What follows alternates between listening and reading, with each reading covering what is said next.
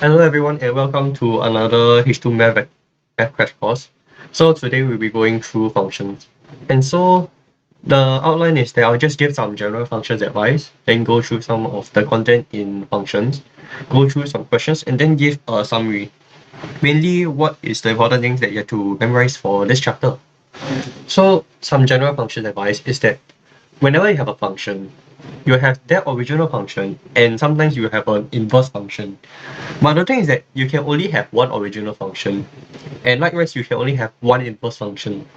So in the case of modulus questions, we will eventually have to break down the modulus. And how we are going to remove the modulus is that we either have to add a negative or positive sign in your region. So if you remove the modulus, let's say, usually there is a certain region where everything is positive and another region where everything is negative. So when we are creating the function, we have to split it into two such that one side will have the positive sign and one side has the negative sign for their respective regions. And another thing is that there are going to be a lot of letters used in functions, whether it's f, k, x, so on and so forth.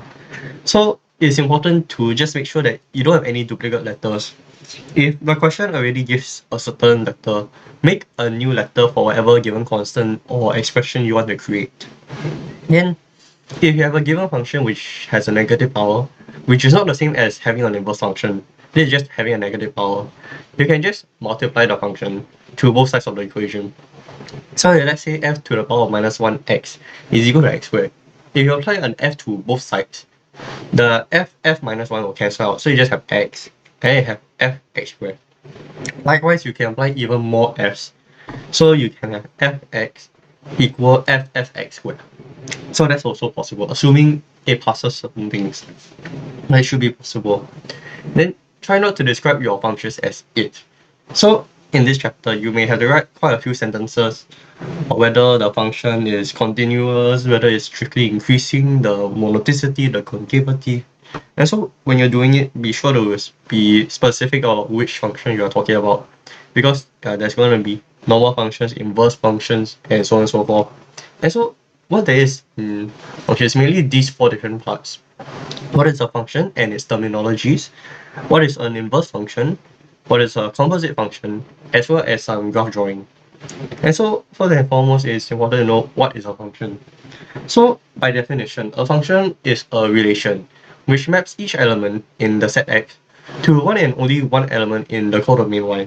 So think of it as like a computer. You put in some input and that one unique input will create a very unique output as well. So it's like X become Y. And so if we want to decide whether a relation is a function, or in general meaning whether an expression can qualify as a function or not, we have to use this vertical line test. So how we do it is that we will draw a vertical line of x equal k such that it should cut the graph of f at one and only one point. This value of k can be anything across the range of the function. So it can be from negative infinity all the way to positive infinity. The key idea is that this straight line can only intersect the graph exactly one time. And so functions will also have a range and a domain, which is stated by a given example. So let's say you have 0, 1 or 0, 20 or 0, 59. And there's a key idea behind whether the brackets are closed or curved. So if it's a closed bracket, it symbolizes that the range will include the number. So in this case, the second range, it will have 0 inclusive all the way to 20 inclusive. But in the case of curved brackets, it symbolizes that the range will exclude the number stated. So for the first one, 0 and 1, that means it will not have the number 0, but it can have the number 0.00001. Then, so yeah, just make sure you know that there is a difference between whether it's a bracket or a curve, whether it's a curved bracket or a closed bracket. And so this is another thing, which is a 1-1 function. And so a function is 1, where the horizontal line of y equal k cuts the graph of a function exactly once, meaning there's only one output. And so this is known as the horizontal line test. So previously, we used the vertical line test to see if a function exists. This horizontal line test is to see if it's a 1-1 function. And the important thing about 1-1 function is that if it is a one-on-one function, there are no two elements in the given domain that have the same output. So when using a horizontal or vertical line test, we state the range of the value of the constant k to be used. So in this case, we can see from the image that k will range from -1 to 1. So when you're doing that, just remember to state the range of k as well. And so the reason why we will want to find out whether a function is 1, 1 or not is to see whether the inverse of a function exists. Because an inverse of a function f exists if and only if f is 1, 1. So we will use this vertical line test to see whether it works or not. So let's say on the graph there, you can see that if we draw any vertical line, it doesn't have to necessarily be the asymptote. But if we just draw a vertical line down, it will always intersect y equals gx. Always exactly once. So that's how we can prove that it's a 1-1 function. Alternatively, we can give a counter-specific example. So let's say we have a graph which intersects the x-axis at 0 and pi. In that case, g0 equals g pi equals 0, meaning our input of 0 and pi gives the same output of 0. But the thing is that 0 is obviously not pi. And so if we have this counter example, we prove by contradiction that this is not a 1-1 function.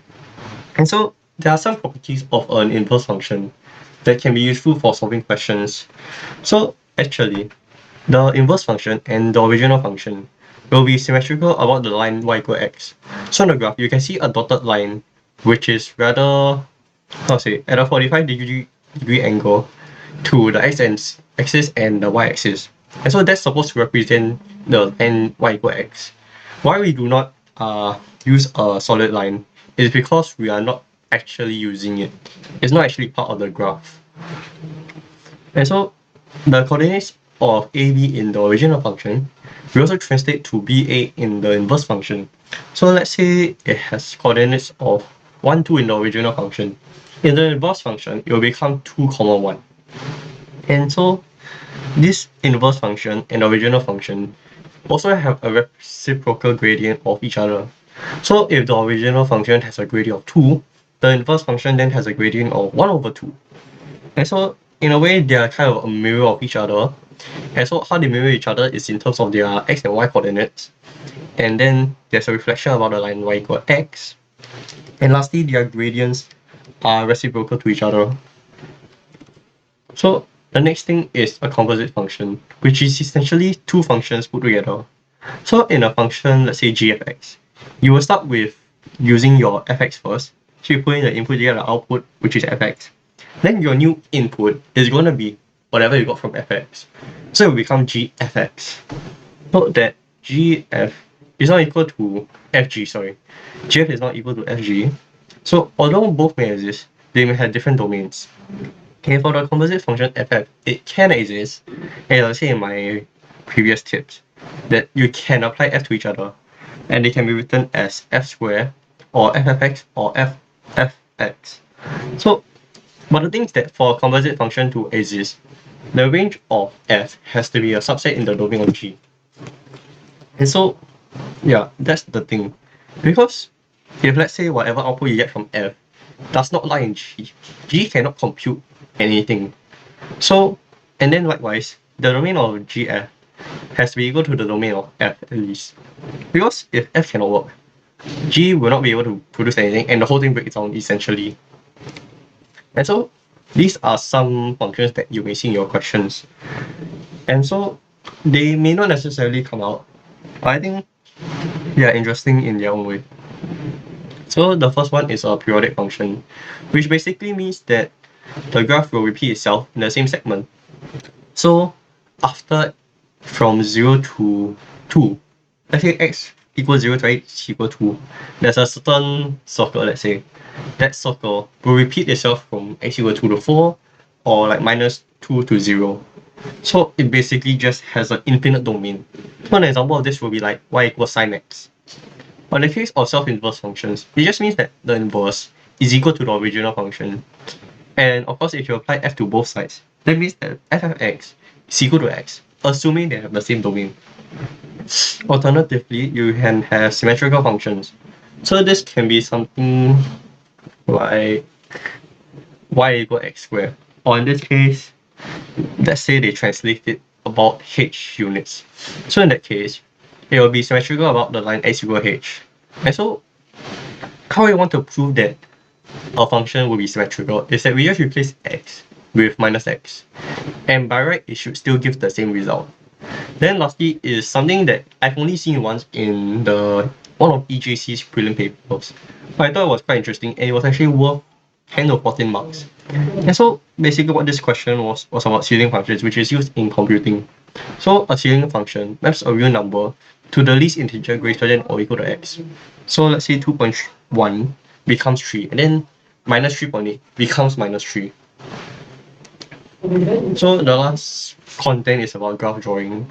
So for a lot of questions, usually the first mark they give you is when they ask you to give a sketch. So when you do a sketching, there are some instances where you may have to indicate the endpoints.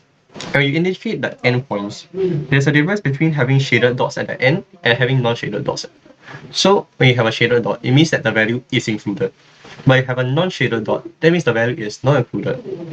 In the case of y equal x, we draw dotted lines outside of the given range. So let's say in the second image about having the ln 2 and the 1, if we want to draw an inverse, we can draw the dotted line as long as it's outside of 2 and 1. No, outside of 2 and before 1. But once you are along between 1 and 2, you can use a solid line if you want to. And given, let's say you have a horizontal asymptote, the range will in the end be a union of two stand locations. So let's say you have a horizontal asymptote of 3. Your range will then be from minus infinity to 3. Then you write the u, then you write 3 to infinity to express your range.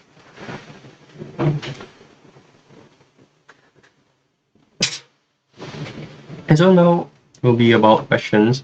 So I'll just go through several types of questions. There is the inverse functions, there's the composite functions, there is the logic questions, and then there are some questions where you can actually just work backwards.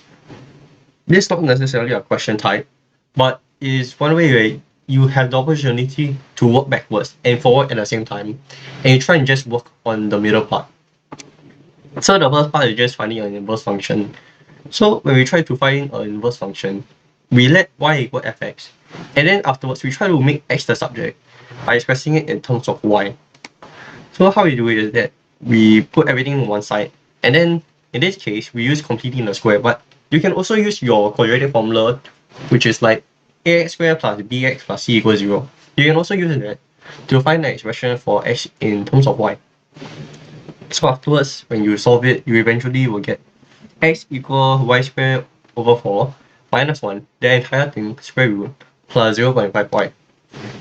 So afterwards, you can write your new inverse function as f inverse x equals x squared over 4 minus 1, all of it square root plus 0.5x. So basically, we are writing it in a similar way to what the question gave us. So although we ended up with y, our actual answer will still be expressed in terms of x. It's just that all the square root, the square, and whatever numerical manipulations we make will also still stay there. Then in the case of question 2, if f is defined by fx equal ln 1 over 1 plus x, find an expression for gx in g of x equal x plus 1 square. So how we will do this is that we will again try and find the inverse function by letting y equal ln 1 over 1 plus x. Because if we can apply a f inverse, we can get rid of the fx. So yeah, that's what we do. We replace x with inverse f. So ff power minus 1 will just make the ff inverse, will make the LHS just x, and afterwards we can find gx. So we will let y equal ln 1 over 1 plus x. Then we make x the subject, you eventually get e to the power minus x minus 1. So gfx originally is x plus 1 all square.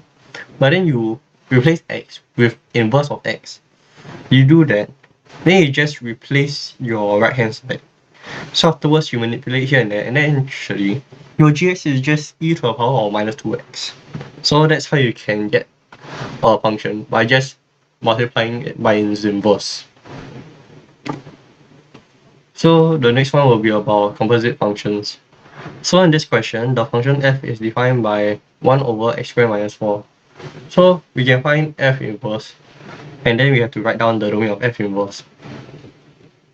So for the first part, we again will make y equal 1 over x squared minus 4, and then we will try and make x a subject. In this case, we can just make x squared equal 4 plus 1 over y, and then just square root it. And why we have to reject is because, as we said before, a function will have one input creating one unique output. So in this case, and because we know that they stated in the question that x has to be less than minus 2, we will therefore reject the first answer and use the second answer. So in that case, your f inverse x will be equal to minus square root of 4 plus 1 over x. Then the domain of f inverse is actually equal to the range of f. And likewise, the range of f inverse is equal to the domain of f. So that's another thing that I didn't mention earlier, but is something that is a property of functions. And so for this case, the domain is just 0 to infinity, exclusive for the values. Once you notice that it's a vertical asymptote of y equals 0, then as you see the graph, it goes upwards due to the vertical asymptote of x equal minus 2, so it will go to infinity. And so therefore, your domain is 0 to infinity. Then for part 2, on the same diagram, sketch the graph of y equal fx, y equal f inverse x, and y equal f inverse x, stating clearly the equation of any asymptotes and showing the relationship between the graphs clearly. So, because, as we say in the graph drawing, there's a relationship between fx and f inverse x, and that is that they are symmetrical for the line y equal x. And so, the thing is that also, f inverse x will simplify to just y equal x. So in this case, you draw your y equal fx, your y equal f inverse x, just like that. And then also you have your y equal f inverse x, which is just going to be y equal x. But the thing is that for y equal ffx, you only start from 0 onwards, because that is the range that we have. That's the... Because we have the same domain as the range of fx, which in this case is 0 to infinity. So, and likewise, we do not include 0, so we will draw a non-shaded dot and then just extend from y equals 0 to infinity. And then the horizontal asymptote of y equal minus 2 is for the function of inverse x. Then likewise, because whatever happens in the inverse function is just the opposite of the original function, there will be a vertical asymptote of x equal minus 2 as well. So that's how you draw a function, the inverse, and it's actually y equal x. Then the next question will be about logic questions. So it's just a question of how you interpret what a function is. So given that f inverse exists for a is greater than 2, we now replace a with a constant such that f power minus 1 and f power minus 1 f are equal. That's fine. f inverse and f inverse f are equal. Find the new value of a, explaining why it satisfies the equation a equal fa. Counting with a equal fa, this means that your domain and your range is the same. And now using that logic, we will then use the respective domains and ranges and link them together. And so how we do it is that we have f inverse equal f inverse f equal x. So for f inverse and f inverse f to be equal, we also need the domain of f inverse to be equal to the domain of f inverse f. So if the domain of f inverse equals the domain of f, that means the domain of f inverse has to be equal to the range of f and the domain of f. Because from one of the properties is that the domain of the inverse is equal to the range of the original. And this case, we can link them together and such that the range is equal to the domain. And so, in this case, fa equal a, because as you can see, the range equals the domain, and therefore a has to be equal to fa.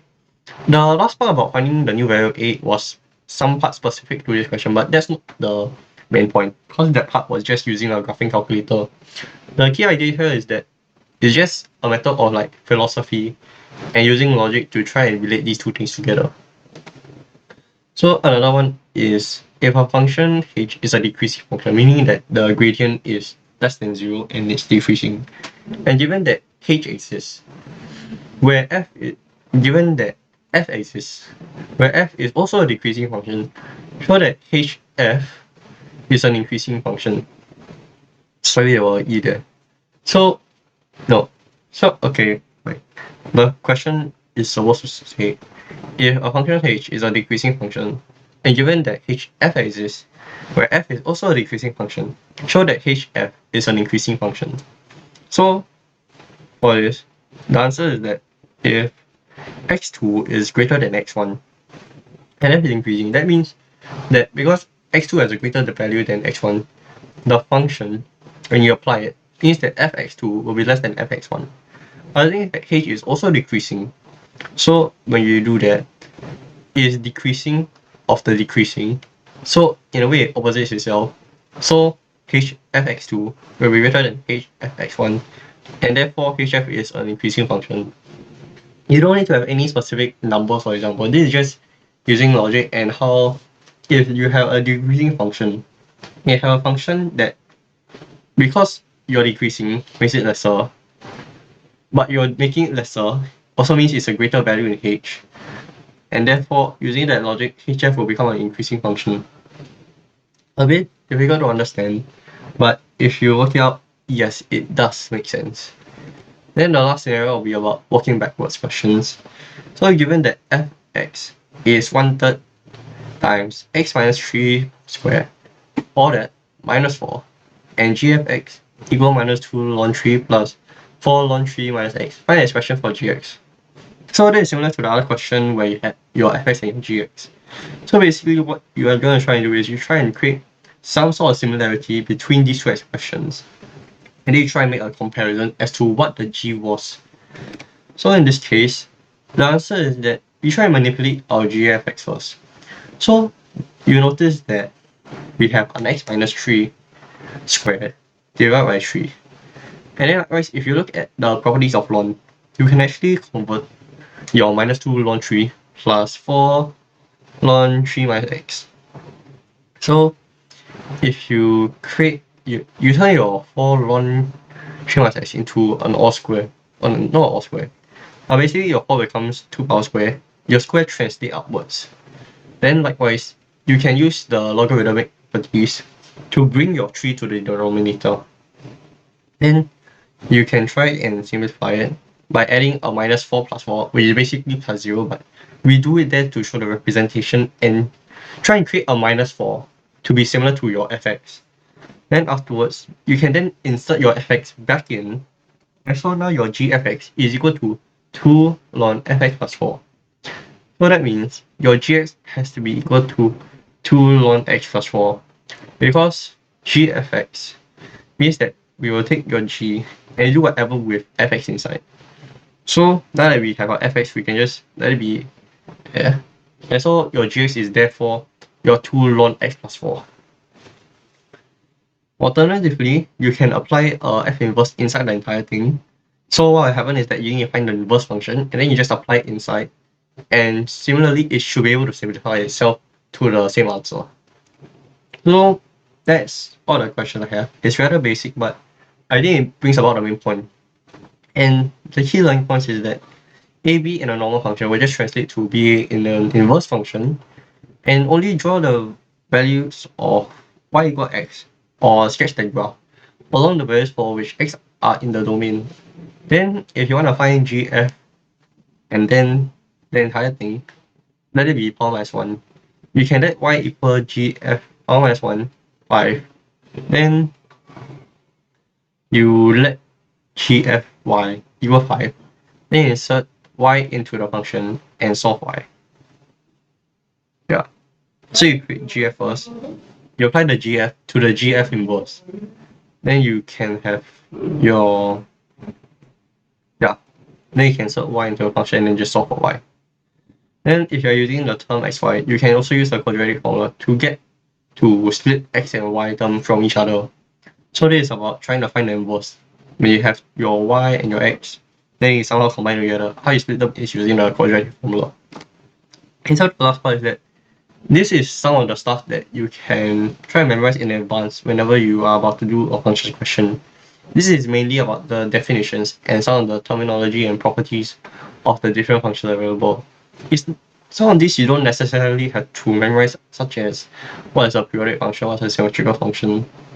But I think some of the ideas about graph drawing, these skills, and then knowing the properties of what happens to an inverse and a composite function, those are the more important ones, and I think can be quite useful in terms of understanding what you are trying to do. And so that's all I have. Hopefully you learned something from this mini crash course, and hope to see you in the next video.